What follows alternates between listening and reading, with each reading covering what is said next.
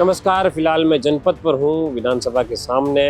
यहाँ से मैं आपको राजस्थान के सियासत की दो बड़ी खबरें आज आपको बताने वाला हूँ। सबसे पहली खबर जो है वो ओबीसी आयोग को लेकर के है। राजस्थान सरकार ने ओबीसी को आरक्षण देने के लिए, निकाय चुनावों में ओबीसी को आरक्षण देने के लिए ओबीसी आयोग का गठन किया है। अब ओबीसी आयोग के जो कर्मचारी हैं वो घर घर जा रहे हैं और ओबीसी का डेटा इकट्ठा कर रहे हैं। इन सब के बीच प्रदेश अध्यक्ष गोविंद सिंह डोटासरा ने सवाल उठाए हैं। डोटासरा ने कहा कि एक सरकार ने ऐप लॉन्च किया है राजधरा ऐप के जरिए जो है ओबीसी कौन कौन व्यक्ति, ऐसे व्यक्ति जो ओबीसी के हैं वे अपना डाटा उसमें स्वयं भर सकते हैं।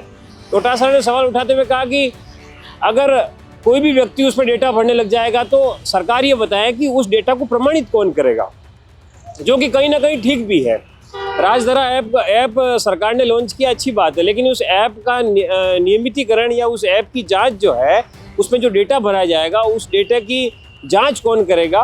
क्योंकि अगर ऐसे तो कोई भी व्यक्ति, जनरल कास्ट का व्यक्ति या एससी का व्यक्ति ओबीसी के अंदर खुद को शामिल कर लेगा और उस पर डेटा भर देगा, तो यहाँ पर जो कहीं ना कहीं है जो गलत डेटा आएगा और गलत डेटा के जरिए अगर परिसीमन होगा तो आप समझ सकते हैं कि कहीं ना कहीं गलत होगा।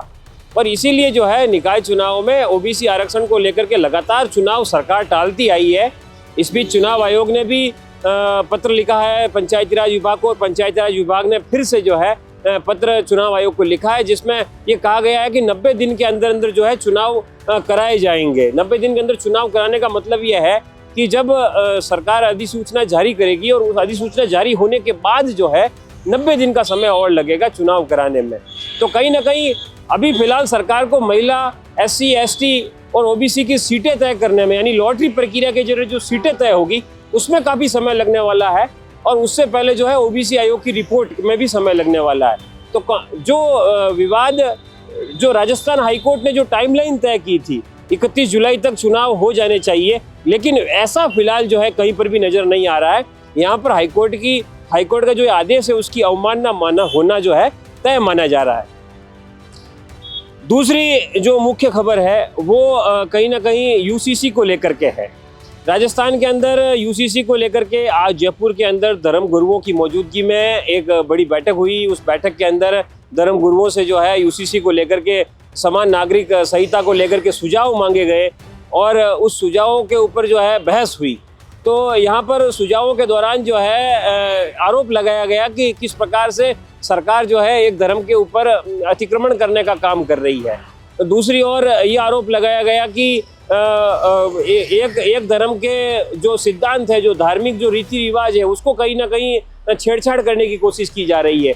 तो तमाम प्रकार के सवाल जवाब हुए। उसके बीच सब लोगों ने एक चीज़ पर जो है मांग उठाई, एक चीज़ पर जो जोर दिया वो ये थी कि लिव इन रिलेशनशिप को जो है रजिस्टर्ड किया जाना चाहिए। वो कहीं ना कहीं समाज को जो है समाज के लिए खतरा है, युवाओं के लिए खतरा है, क्योंकि कहीं ना कहीं उसमें युवा जो है भ्रमित होते हैं और उसका परिणाम जो है कहीं ना कहीं महिलाओं को या बालिकाओं को भुगतना पड़ता है।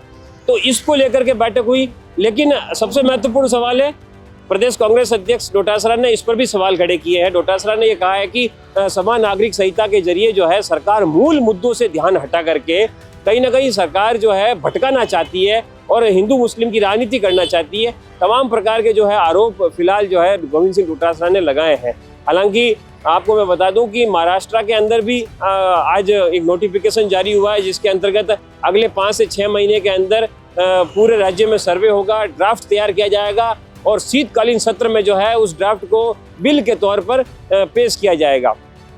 तो कहीं ना कहीं अब फिलहाल देखना यह है कि यूसीसी को लेकर के जो तमाम प्रकार के दावे किए जा रहे हैं अलग अलग राज्यों में, गोवा और उत्तराखंड में यूसीसी लागू हो गया है, लेकिन बाकी बीजेपी शासित राज्यों में भी अब धीरे धीरे जो है यूसीसी आकार लेता जा रहा है। लक्ष्मीनारायण के साथ राकेश चौधरी, जयपुर।